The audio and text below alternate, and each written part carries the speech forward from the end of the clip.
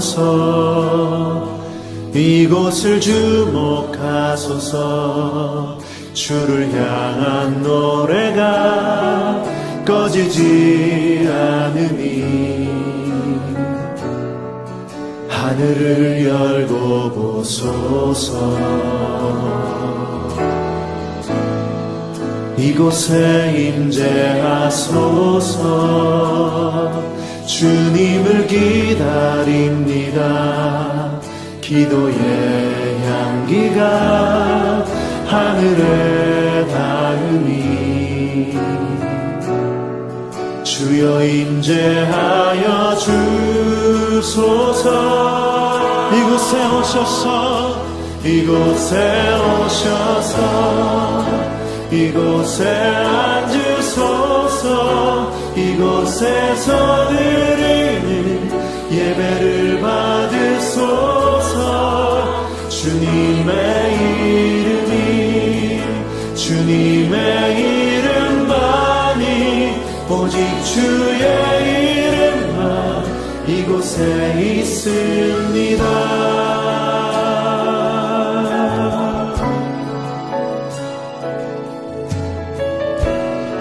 다시 한번 고백하며 나아가면 하늘의 문을 여소서. 하늘의 문을 여소서. 이곳을 주목하소서. 주를 향한 노래가 꺼지지 않으니 하늘을 열고 보소서. 이곳에 임재하소서. 주님을 기다립니다. 기도의 향기가 하늘에 닿으니 주여 임재하여 주소서.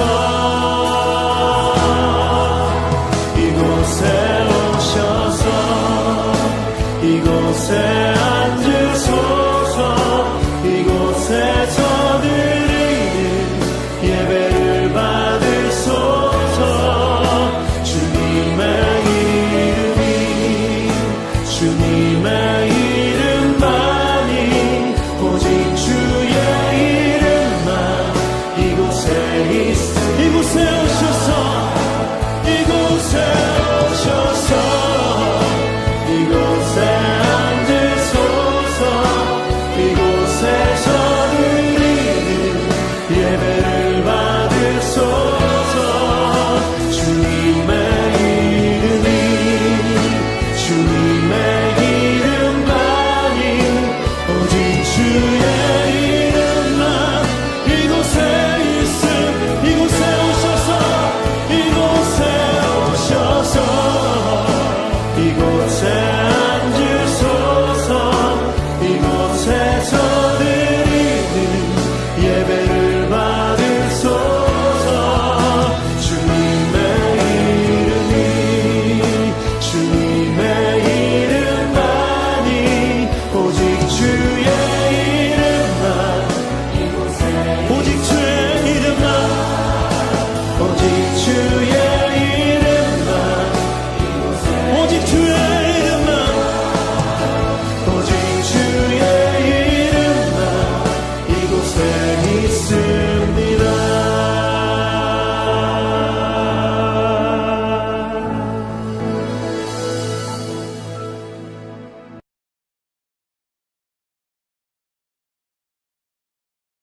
사무엘상 28장 3절부터 11절까지 읽도록 하겠습니다. 사물이 죽었으므로 온 이스라엘이 그를 두고 슬피 울며 그의 고향 라마에 장사하였고 사울은 신접한 자와 박수를 그 땅에서 쫓아내었더라. 블레셋 사람들이 모여 수넴에 이르러 진침해 사울이 온 이스라엘을 모아 길보아에 진쳤더니 사울이 블레셋 사람들의 군대를 보고 두려워서 그의 마음이 크게 떨린지라. 사울이 여호와께 묻자오되 여호와께서 꿈으로도 우림으로도 선지자로도 그에게 대답하지 아니하시므로 사울이 그의 신하들에게 이르되 나를 위하여 신접한 여인을 찾으라. 내가 그리로 가서 그에게 물으리라 하니 그의 신하들이 그에게 이르되 보소서 엔도에 신접한 여인이 있나이다. 사울이 다른 옷을 입어 변장하고 두 사람과 함께 갈새 그들이 밤에 그 여인에게 이르러서는 사울이 이르되 청하노니 나를 위하여 신접한 술법으로 내가 네게 말하는 사람을 불러 오리라 하니 여인이 그에게 이르되 내가 사울이 행한 일 곧 그가 신접한 자와 박수를 이 땅에서 멸절시켰음을 아나니 내가 어찌하여 내 생명의 올무를 놓아 나를 죽게 하려느냐 하는지라. 사울이 여호와의 이름으로 그에게 맹세하여 이르되 여호와께서 살아계심을 두고 맹세하노니 내가 이 일로는 벌을 당하지 아니하리라 하니 여인이 이르되 내가 누구를 내게로 불러 올리랴 하니 사울이 이르되 사무엘을 불러 올리라 하는지라. 아멘. 오늘은 사무엘상 28장 응답이 없을 때라는 제목으로 말씀 전하도록 하겠습니다. 사무엘상 28장은 사무엘서의 주요 인물인 사울 왕이 드디어 그 시대가 어떻게 끝날지를 보여주는 그러한 내용이 있습니다. 다윗의 숙적이기도 했던 사울 왕, 그 사울 왕의 마지막 운명, 마지막 몰락이 어떻게 되어질지를 보여주는 내용입니다. 28장 이후에 31장에 가서 마침내 사울 왕의 그 마지막 죽는 모습이 나와 있습니다. 그런데 오늘 28장의 내용 중에는 주술이나 마법 같은 이상한 현상에 대한 묘사도 있는 장입니다. 그래서 다양한 해석이 나오기도 하는데 그 부분부터 언급하도록 하겠습니다. 사무엘 선지자는 죽어서 고향 라마에 묻혔습니다. 다윗은 계속 광야와 그리고 때로는 적국인 블레셋 땅으로 도망다니면서 사울을 피해 있습니다. 사울은 계속 다윗을 추적하다가 다윗이 블레셋 땅으로 들어간 것을 알고는 더 이상 추적을 멈추죠. 그때 마침 또 전쟁이 일어납니다. 블레셋과의 전쟁이죠. 이번에도 상황이 이스라엘에게 그렇게 좋지 않았던 것 같습니다. 사울 왕은 두려워서 어떻게 할 줄을 모릅니다. 다윗을 잡으려고 정신을 쏟았던 사울이 국정 운영을 그리고 나라를 잘 돌보지 못했던 것 같습니다. 그때 하나님의 도움, 계시가 절실하게 필요한 이 시기였는데 계시를 구했으나 하나님의 응답은 전혀 찾을 수가 없었습니다. 여호와께서 꿈으로도 우림으로도 선지자로도 대답하지 않으셨다라고 기록하고 있습니다. 이때 사울은 마녀를 찾아가서 엔돌이라는 곳에 있는 마녀를 찾아가서 무당 같은 존재죠. 찾아가서 죽은 사무엘 선지자를 불러 오라고 합니다. 그리고 사무엘 선지자가 나타납니다. 사무엘 선지자는 사울을 책망하고 사울의 마지막 운명을 이야기하죠. 그래서 이 내용을 볼 때 죽은 사무엘이 접신하는 사람이 마녀가 부른다고 그래서 나타났다고? 이게 정경적으로 이게 합당한 이야기야? 이렇게 질문을 하게 되죠. 여기에 두 가지 설명이 있습니다. 하나는 진짜 죽은 사무엘이 나타났다는 것입니다. 하나님의 주권적인 방법으로 예수님의 부활에 대한 기록을 보면은 많은 죽은 자들이 무덤에서 일어나서 거룩한 성에 들어가서 많은 사람에게 보였다라는 기록이 있습니다. 그것을 어떻게 해석하는지는 또 다른 이야기들이 있지만 그런 것처럼 하나님께서 특별한 계획으로 특별하게 때로는 동물이 말을 하는 이상한 그런 것처럼 그렇게 특별한 방법으로 이때 사무엘을 다시 불렀다는 것입니다. 잠자는 상태에서 다시 깨웠다는 거죠. 이것을 지지하는 이유는 첫 번째 마녀가 그것을 진짜 행하기도 전에 사울이 요청을 했을 때 바로 사무엘을 불러오리라 했을 때 바로 사무엘 선지자가 이렇게 연기처럼 구름처럼 나타나는 모습을 묘사하고 있습니다. 그래서 마녀가 그것을 보고 놀랐다라는 것을 보면 마녀가 그것을 행할 능력이 있었기 때문이 아니라 하나님의 주권적으로 사울에게 그것을 나타나서 마지막으로 보여주셨다라고 주장하는 것이죠. 그리고 진짜 살아있는 사무엘처럼 사울을 책망하고 그리고 마지막 사울의 운명에 대해서 예언하는 내용입니다. 그래서 이거 신접한 여인의 능력이 아니라 하나님께서 특별하게 주권적으로 그때에 잠자던 사무엘을 다시 불러서 사울 왕에게 나타나게 하셨다라고 주장하는 것이고, 두 번째는 아니다, 가짜다, 악령이 행한 것이다. 악령이 죽은 사무엘의 목소리를 흉내내고 미래를 맞추는 것처럼 보이는 그런 현상이죠. 성경에 그렇게 이야기하는 건 성경에 죽었다가 다시 돌아오는 영은 없다는 것이죠. 우리가 무당이나 이렇게 신접한 이야기들을 보면 죽은 사람 목소리를 내고 하는 것처럼 미래를 맞추는 것처럼 보일 때도 있고 하지만 사실 다 이제 악령의 일이라는 것이죠. 그런데서 이 모든 것 다양한 해석에도 불구하고 보다 더 중요한 것은 사울의 잘못된 선택을 통해서 우리에게 주시는 교훈입니다. 사울처럼 하나님이 아니라 귀신을 선택해서 악한 것을 선택해서 실패자가 되지 말라는 말씀의 경고입니다. 말씀이 경고가 되어서 우리의 삶에 우리의 결국이 실패나 비참한 것이 아니라 하나님이 이끄시는 성공과 승리의 삶이 되기를 원합니다. 먼저 우리가 그럼 살펴보아야 할 것은 왜 하나님의 응답이 없는지를 우리가 알아야 합니다. 사울은 자신이 한때 성령에 충만해서 예언도 했던 사람입니다. 하지만 후에는 오히려 하나님의 성령이 아니라 악령의 지배를 많이 당했죠. 그래서 꿈으로 인도함을 받는 것 불가능했을 것입니다. 꿈으로도 하나님이 응답을 안 하시고 우림으로도 응답을 하지 않으셨다라는 표현이 있습니다. 우림과 둠밈이라는 단어는 구약에 나오는 말인데, 우림은 빛, 둠밈은 완전이라는 뜻입니다. 제사장의 판결 흉배라고도 하는 제사장의 옷에 주머니에 넣었던, 가슴 쪽에 주머니에 넣었던 돌이라고 알려져 있습니다. 어떠한 모양인지, 이것을 구체적으로 어떻게 사용했는지는 기록에 없습니다. 구체적으로 알려져 있지 않습니다. 하지만 이것이 제비 뽑는 것과 같은 그러한 방법으로 어떤 결정을 내리는데, 사람이 결정하는 것이 아니라 하나님께서 결정하시는 것을 사람이 순종한다는 그런 의미에서 사용했던 방법이었습니다. 그런데 이것은 제사장의 옷 에봇에 있었는데, 사울은 제사장들에게 어떻게 했습니까? 아히멜렉을 비롯한 제사장들을 다 죽여버렸죠.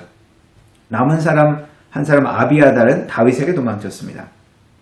그러니 우림으로도 인도함을 받을 수 없습니다. 또한 선지자에게도 나타나지 않으셨다라고 하죠. 이미 사무엘 선지자는 죽었죠. 그리고 사무엘을 따르던 선지자의 무리들도 있었습니다. 그러나 다윗을 잡으러 사울 왕은 이 선지자들의 무리와도 대립을 했었죠. 그들을 통해서도 도움을 받기 어려웠을 것입니다. 여기서 이렇게 자기 스스로의 그 응답을 막은 이 사울은 또다시 잘못된 비극적인 선택을 하는 것이죠. 한때 하나님의 율법의 명령을 따라서 사울이 그런 신접한 사람들을 다 죽였습니다. 죽일 명령을 했습니다. 사형 명령을 내렸죠. 무당 점치는 것, 신들림을 행하는 것은 이스라엘 백성들에게 이 이스라엘 땅에서는 이건 아주 가증스러운 죄였습니다. 하나님의 명령을 거부하고 마치 음란한 행위를 하는 것처럼. 그러나 사울은 이 모든 상황 가운데, 어려운 이 상황 가운데 어디로 갈지 몰라야 하는 이 급한 마음 가운데 자신이 한때 하나님의 명령을 지키려고 멸했던 그 귀신을 쫓는 사람들을 찾아간 것이죠. 귀신에게 도움을 구하는 것입니다. 사울의 결정적인 잘못, 아주 중요한 결정적인 잘못 몇 가지가 있죠. 이것이 세 번째죠. 첫 번째는 무엇이었습니까? 블레셋과의 전쟁 중에 사무엘 선지자를 기다리지 못하고 자기 마음대로 제사를 드렸죠. 그때 사무엘 선지자가 와서 책망합니다. 왕이여 망령된 일을 행하셨습니다. 하나님의 명령에 순종했다면 왕위를 하나님께서 지키실 것이고 왕조가 길었을 것인데 하나님께서 심판하십니다. 길지 못할 것입니다. 그러나 전쟁에서는 승리했죠. 아마도 사울 왕이 별일 없네? 응답 기대되지 않고 내 마음대로 했었는데 특별하게 별일 괜찮네? 이렇게 생각했는지도 모르겠습니다. 그의 두 번째는, 큰 잘못은 아말렉과의 전쟁 후에 하나님께서 다 죽이고 없애버리라고 하는 포로와 그리고 가축들을 남겨놓았죠. 그리고 또 변명을 했죠. 첫 번째도 변명을 했고 두 번째도 변명을 했습니다. 그때 사무엘 선지자가 또 사울에게 책망하면서 이야기합니다. 하나님께 순종하지 않는 것이 제사 드리는 것보다 더 중요합니까? 순종이 제사보다 낫고 듣는 것이 수양의 기름보다 더 낫습니다. 이렇게 거역하는 것은 점치는 죄와 같고 완고한 것은 우상에게 절하는 것하고 똑같습니다. 이렇게 거역하는 것은 점치는 것, 귀신을 의뢰하는 거죠. 이때도 벌써 이야기를 했죠. 그러나 이 명령을 거역하고 자기 마음대로 행했던 것이죠. 이것이 위험하고 하나님 앞에 배신과 반역의 행위인 것을 경고받았음에도 불구하고 그 당시에는 당장 하나님의 심판이 일어나지 않았습니다. 그래서 이 또 중요한 결정을 내려야 하는 이 순간에 사실은 마지막 순간이었죠. 사울은 또다시 하나님께로 돌아가는 것이 아니라 귀신에게 도움을 청하는 하나님을 배반하는 이 안타까운 모습을 우리에게 보여줍니다. 하나님께서 사울에게 주신 시간, 이제 마지막 시간이었죠. 하나님께서도 우리에게 시간을 주십니다. 기다리시고 우리에게 시간을 주십니다. 그러나 그것은 영원하지 않습니다. 우리가 순종할 수 있는 기회, 하나님께 내가 옳은 결정, 명예로운 결정을 할 수 있는 기회는 늘 있는 것이 아닙니다. 언제 우리에게 마지막 순간이 올지 아무도 알지 못합니다. 정말 위급하고 하나님의 인도가 필요한 도움의 순간에 하나님의 응답을 내 스스로 막아버리고 하나님의 계시를 받을 수 없는 사울의 모습을 통해서 우리에게 하시는 음성을 듣기를 원합니다. 하나님이 기다리는 그 모든 시간 가운데 우리에게 주어진 모든 순간 가운데 하나님께 우리의 마음을 드리고 하나님께 순종하는 귀한 은혜가 있기를 원합니다. 하나님께서 사울을 버리신 것이죠. 그러나 사울이 먼저 하나님을 배반하는 것이죠. 하나님께서 우리를 다루시는 방법이 이렇습니다. 우리의 고집과 제약을 억지로 로봇처럼 강제로 막으시지 않습니다. 우리가 우리의 고집대로 밀고 나갈 때 하나님께서는 그것을 허용하시죠. 두 가지 이유라고 두 가지 경우일 것입니다. 하나님께서 그것을 놓아두시는 것은 첫 번째는 완전히 저주 가운데 놓아두시는 것입니다.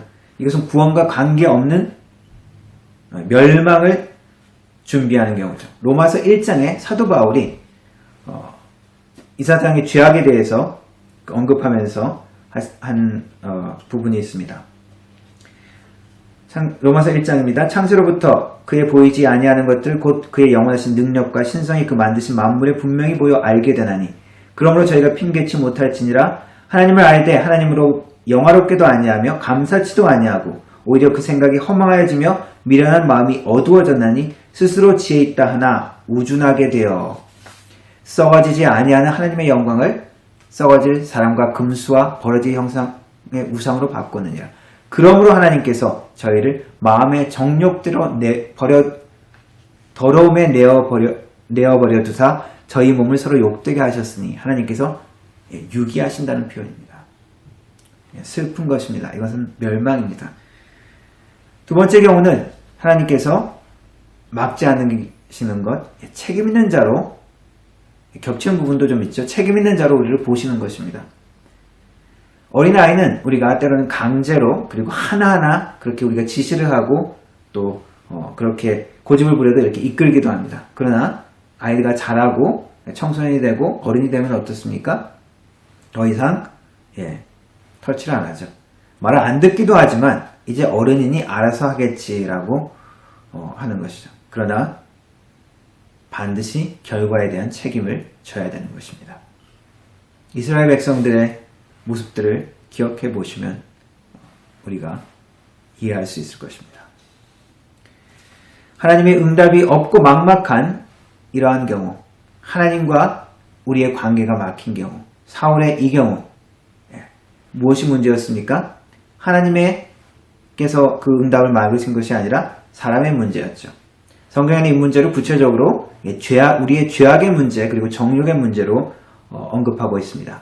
이사야서 59장 여호와의 손이 짧아 구원치 못하심도 아니요 귀가 둔하여 듣지 못하심도 아니라 오직 너희 죄악이 너희와 너희 하나님 사이를 내었고 너희 죄가 그 얼굴을 가리워서 너희를 듣지 않으시게 함이니 죄악 때문에 하나님과의 관계가 막혔다는 것이죠.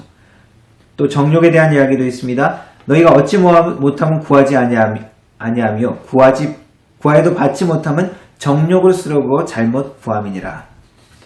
우리의 문제 때문에 우리가 하나님과의 우리가 관계가 막힌 것이죠. 때로는 하나님께서 기다리게 하시는 것도 있습니다. 이건 하나님 편에서 하시는 일이죠. 더 좋은 계획이 있을 경우도 있습니다. 인내하면서 기도하기를 원하실 때도 있습니다. 다니엘서에 보면 다니엘이 기도했을 때 하나님께서 가브리엘 천사가 응답을 가지고 오는데 바사군이 악한 세력이 막았다는 표현이 있습니다. 그런데 나중에 결국 미카엘 천사의 도움으로 기도의 응답이 온 것을 기록하고 있습니다. 인내하면서 기도하게 하는 거죠. 하나님의 주권으로 이것도 주권 안에서 그 기다림을 허용하시는 것입니다. 이 경우에는 우리에게 인내를 요구하시는 것입니다. 그리고 또 하나야 바울의 선교 여행 가운데 바울이 기도하면서 아시아로 갈 것을 계속 기도했지만 하나님께서 계속 막으신 경우가 있습니다.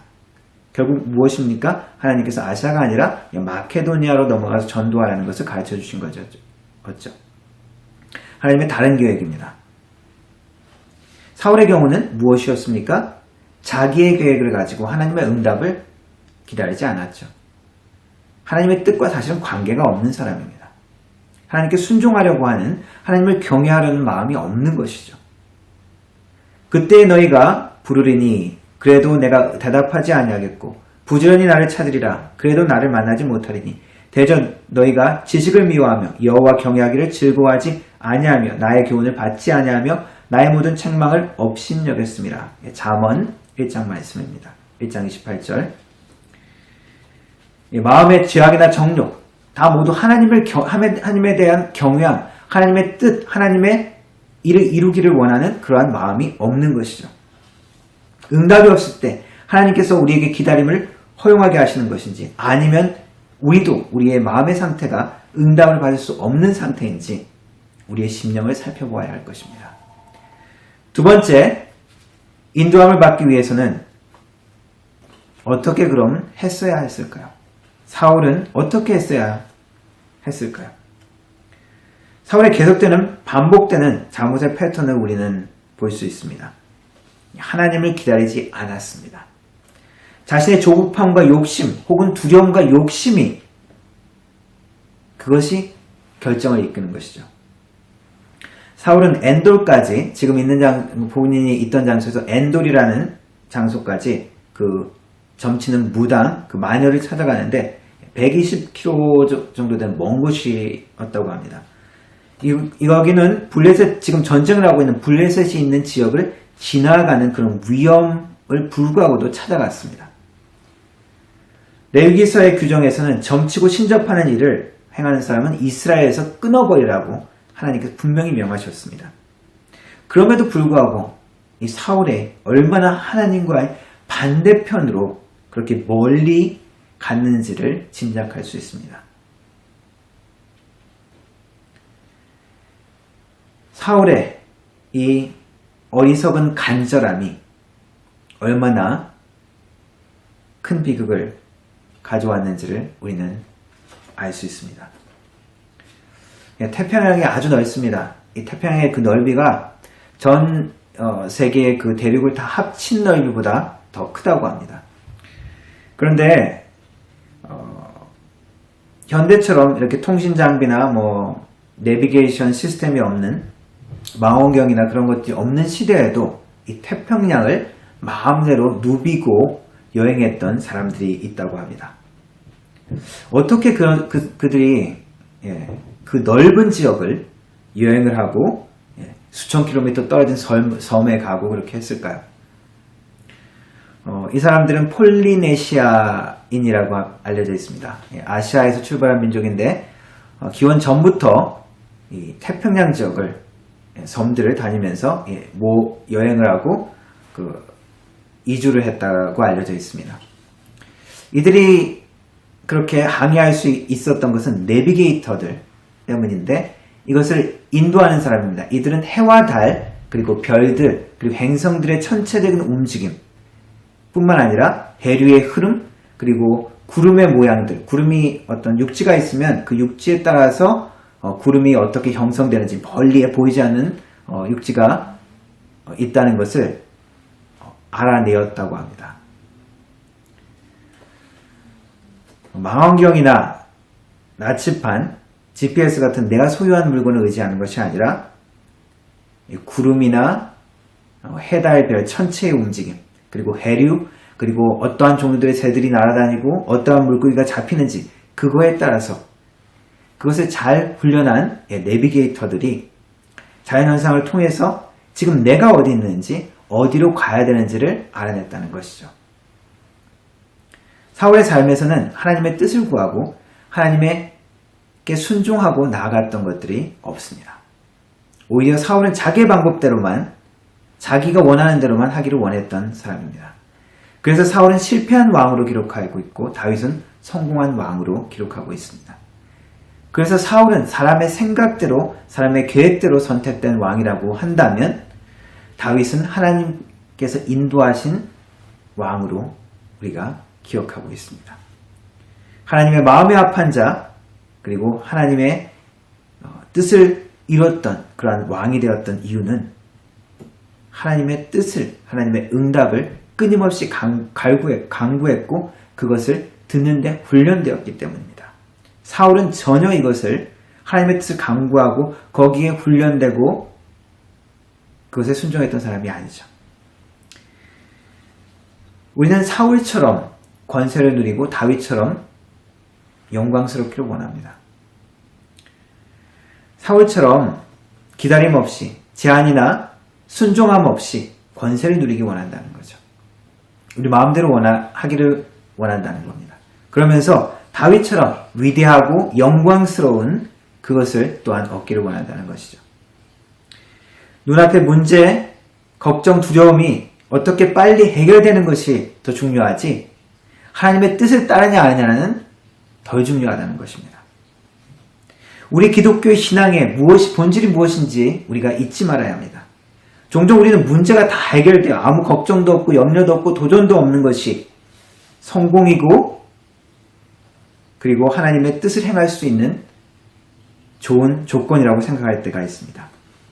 그것이 아닌 것을 말씀을 통해서 거듭거듭 이야기하십니다. 때로는 고통과 억울함 가운데서도 하나님의 능력이 나타날 수 있고 하나님의 은혜가 나타날 수 있다는 것입니다. 예수님이 보여주신 모습이 바로 그것이었습니다. 그리고 다윗을 통해서 보여주시는 모습도 바로 이것입니다.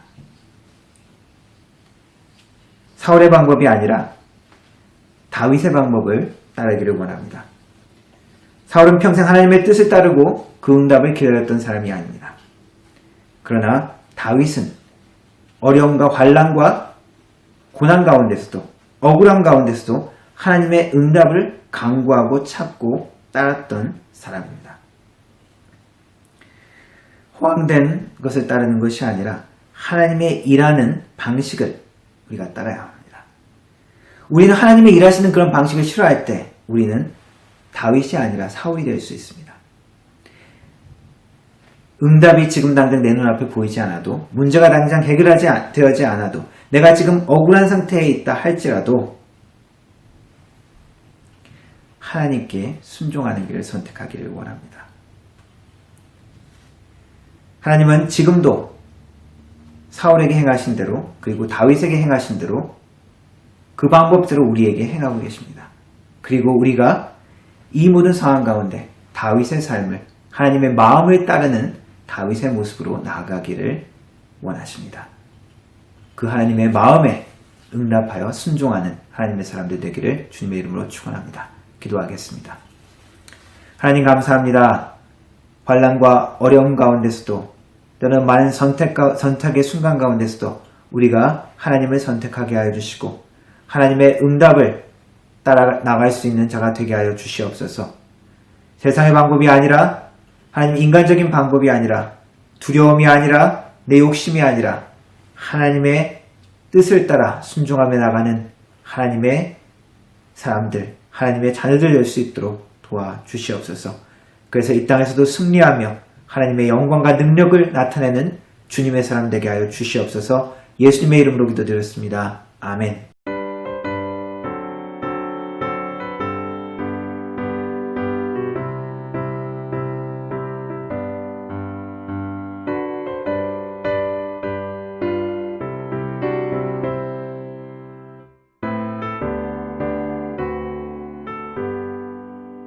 주의 음성을 내가 들으니 사랑한단 말일세. 믿는 마음으로 주께 가오니 나를 영접하소서. 내가 매일 십자가 앞에 더 가까이 가오니 구세주의 나를 정케 하소서. 주여 넓으신 은혜 베푸사 나를 받아주시고 나의 품은 뜻 주의 뜻같이 되게 하여 주소서. 내가 매일 십자가 앞에 더 가까이 가오니 구세주의 흘린 보배 피로써 나를 정케 하소서.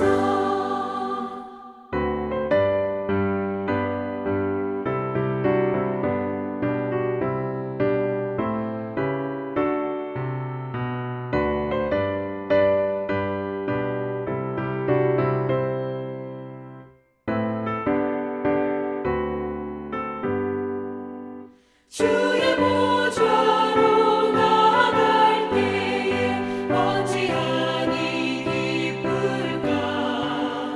주의 얼굴을 항상 배우니 더욱 친근합니다. 내가 매일 십자가 앞에 더 가까이 가오니 구세주의 흘린 보배 피로써 나를 정케 하소서. 우리 구주의 넓은 사랑을 증명할 자 없으며 주가 주시는 참된 기쁨도 헤아릴 수 없도다. 내가 매일 십자가 앞에 더 가까이 가오니 구세주의 흘린 보배 피로써 나를 정케 하소서. 아멘.